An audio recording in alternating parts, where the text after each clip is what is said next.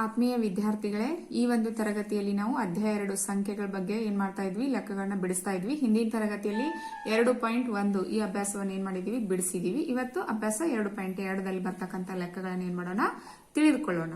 ಹೌದಾ? ನೋಡಿ, first one ಏನಿದೆ ಅಂತಂದ್ರೆ, ಈ ಸಂಖ್ಯೆಗಳನ್ನು ವಿಸ್ತರಿಸಿ ಬರೆಯಿರಿ ಅಂತ ಇದೆ. ನೋಡಿ, ಯಾವ ರೀತಿಯಾಗಿ ವಿಸ್ತರಿಸಬೇಕು ಅಂದ್ರೆ, ನಮ್ಗೆ ಸ್ಥಾನ ಬೆಲೆ ಕಲ್ಪನೆ ನಮ್ಗೆ ಗೊತ್ತಿರಬೇಕು. ಹೌದಾ? ನೋಡಿ, ಬಿಡಿ, 10, 100, 1000 ಅಂದ್ರೆ 4 ಸಂಖ್ಯೆಗಳಿದಾವೆ, 1000 ಸ್ಥಾನ ಇದೆ.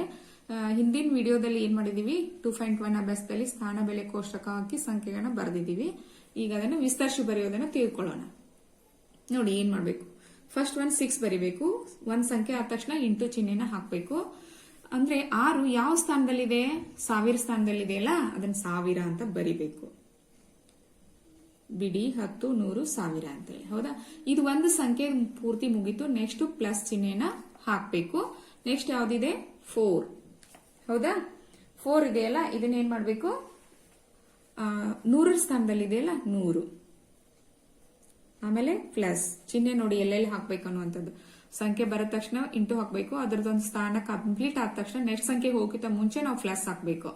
ನೆಕ್ಸ್ಟ್ 8 ಇಂಟು 10 ಯಾಕೆ 10ರ ಸ್ಥಾನ, ಪ್ಲಸ್ 7 ಇಂಟು 1 ಬಿಡಿ ಸ್ಥಾನ. ಹೌದಾ?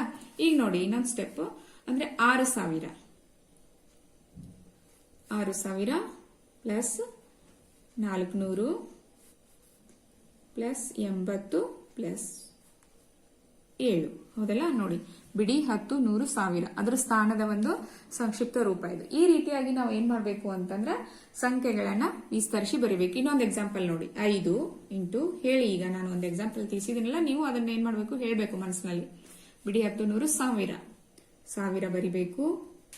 Next 0 ಗುಂಡ್ಲೆ 100 plus 0 ಗುಂಡ್ಲೆ 10 plus 4 ಗುಂಡ್ಲೆ 1.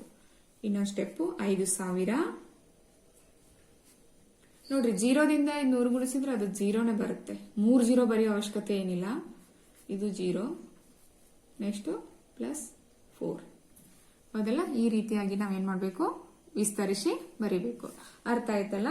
ಇನ್ನೂ ಏನಿದಾವಂತಂದ್ರೆ, ನಿಮ್ ಪುಸ್ತಕದಲ್ಲಿ ಇನ್ನೂ 2 ಲೆಕ್ಕಗಳಿದಾವೆ. ನಾನು 2 ಲೆಕ್ಕಗಳನ್ನು ನಿಮ್ಗೆ ತಿಳಿಸ್ಕೊಟ್ಟಿದ್ದೀನಿ. ಉಳಿದವುಗಳನ್ನ ಏನ್ ಮಾಡಿ ನೀವು ಬಿಡಿಸಿ. ಇನ್ನು ನೆಕ್ಸ್ಟ್ 2ನೇ ಭಾಗದಲ್ಲಿ ಏನಿದೆ ನೋಡಿ, ಸಂಖ್ಯೆಗಳನ್ನು ಸಾಮಾನ್ಯ ರೂಪದಲ್ಲಿ ಬರೆಯಿರಿ ಅಂತ ಹೇಳಿದ್ದಾರೆ. ಅಂದ್ರೆ ಈಗಾಗಲೇ ಅವ್ರು ವಿಸ್ತರಿಸಿ ಕೊಟ್ಟಾರ, ಅದನ್ನ ಏನ್ ಮಾಡ್ಬೇಕು, ಸಂಖ್ಯಾ ರೂಪದಲ್ಲಿ ಬರಿಬೇಕು. ನೋಡಿ, ಬಿಡಿ, 10, 100, 1000 ಈ ರೀತಿ ಕೋಷ್ಟಕವನ್ನು ಹಾಕೊಂಡಿದ್ದೀನಿ. 1000 ಸ್ಥಾನದಲ್ಲಿ ಫಸ್ಟ್ ಬಿಡಿ ಸ್ಥಾನದಿಂದ ಬರ್ತಾ ಹೋಗೋಣ. 5 ಇದೆಯಲ್ಲ, ನೆಕ್ಸ್ಟ್ 10ರ ಸ್ಥಾನ 6, ನೆಕ್ಸ್ಟ್ 3, ನೆಕ್ಸ್ಟ್ 1 ಅಂದ್ರೆ 1, 3, 6, 5 1, 3, 6, 5 ಆಯ್ತಲ್ಲ? ಅಂದ್ರೆ 1365 ಈ ರೀತಿ ಸಂಖ್ಯೆ ಬರಿಬೇಕು ನಾವಲ್ಲೇ.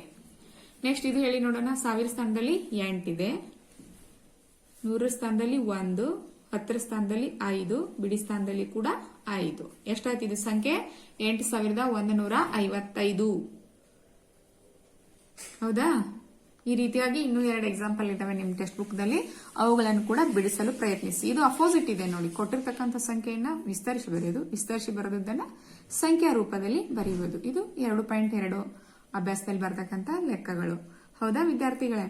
ಮುಂದಿನ ತರಗತಿಯಲ್ಲಿ ನಾವು ಏನ್ ಮಾಡೋಣ, 2.3 ಅಭ್ಯಾಸವನ್ನು ಬಿಡಿಸೋಣ. ಹೌದಲ್ಲ? ಹಾಗಾದ್ರೆ ನಿಮ್ಗೆ 2.3 ಅಭ್ಯಾಸದಲ್ಲಿನ ಲೆಕ್ಕಗಳನ್ನ ನೀವು ನೋಡ್ಬೇಕು, ತಿಳ್ಕೋಬೇಕು ಅಂತಂದ್ರೆ ನಮ್ ಚಾನೆಲ್ ಅನ್ನ ಏನ್ ಮಾಡ್ಬೇಕು, ಸಬ್ಸ್ಕ್ರೈಬ್ ಮಾಡ್ಕೊಳ್ಬೇಕು. ಸಬ್ಸ್ಕ್ರೈಬ್ ಮಾಡ್ಕೊಂಡ್ರೆ ನಾವು ಹಾಕ್ತಕ್ಕಂಥ ಎಲ್ಲಾ ವಿಡಿಯೋಗಳ ನೋಟಿಫಿಕೇಶನ್ ನಿಮ್ಗೆ ಬರುತ್ತೆ. ಯಾವ ವಿಡಿಯೋನು ಕೂಡ ಮಿಸ್ ಆಗೋದಿಲ್ಲ. ಅದಕ್ಕೋಸ್ಕರ ಸಬ್ಸ್ಕ್ರೈಬ್ ಮಾಡ್ಕೊಳ್ಳಿ, ಮತ್ತೆ ವಿಡಿಯೋನ ಲೈಕ್ ಮಾಡಿ, ಮತ್ತೆ ನಿಮ್ ಫ್ರೆಂಡ್ಸ್ಗೂ ಕೂಡ ಶೇರ್ ಮಾಡಿ. Okay, thank you.